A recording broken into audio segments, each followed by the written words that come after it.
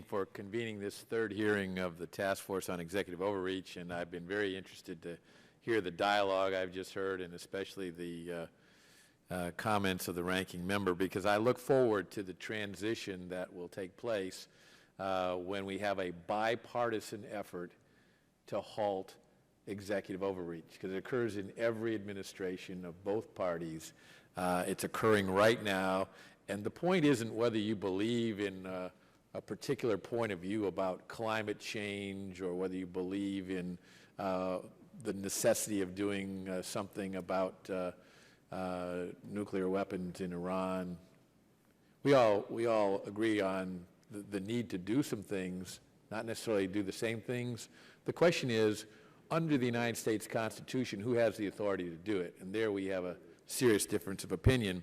And I have to tell you, one of the lowest days in the time that I've served in Congress was the day that President Obama came to the House to give his State of the Union address before a joint session of the Congress. And at the end of his long laundry list of things that he wanted Congress to do, that every president has of either party, they always have a list of things they want done. At the end of his, he said, "And if you don't do it, I will."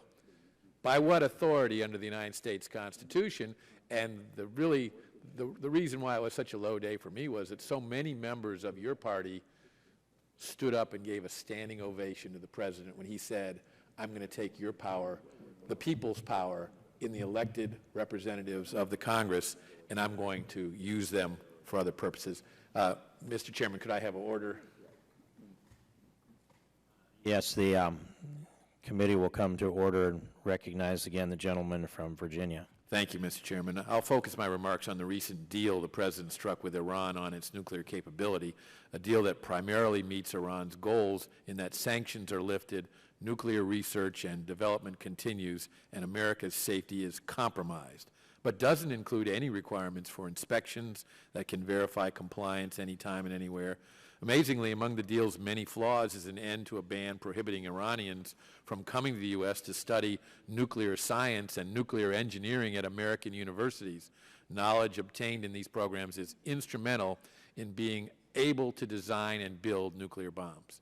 President Obama made these gutting concessions even as a senior State Department official testified before Congress that deception is part of Iran's DNA, and Iran's actions continue to prove that it can't be trusted. With that background in mind, President Obama's agreement with Iran is being unlawfully implemented because the administration failed to provide Congress with the documents required under the Iran Nuclear Agreement Review Act of 2015.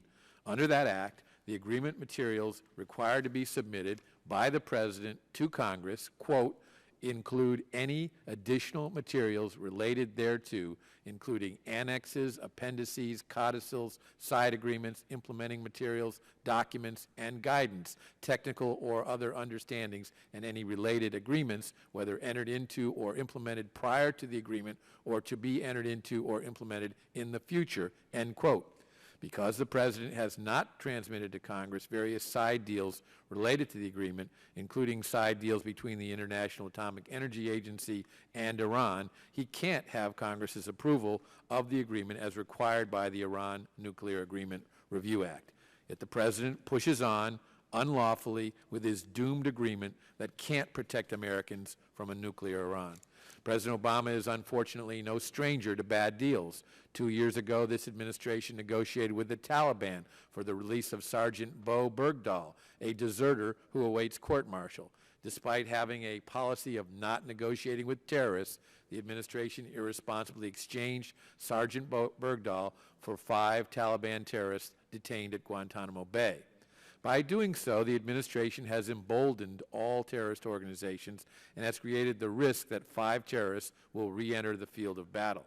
Making matters even worse, the President, again, violated federal law in the process, namely the federal law requiring 30 days' notice to Congress before the release of any terrorist prisoners from Guantanamo Bay. The Nonpartisan Government Accountability Office concluded that was a violation of a, quote, clear and unambiguous law. The GAO has concluded the President's actions constituted a violation of the Anti-Deficiency Act, which prohibits federal agencies from spending funds in excess of or in advance of amounts that are legally available. The Constitution does not and cannot require that presidents make sound decisions in office, but it does require that presidents obey the law. The president is sworn to do as much, as are we as members of Congress. And I look forward to hearing from today's witnesses.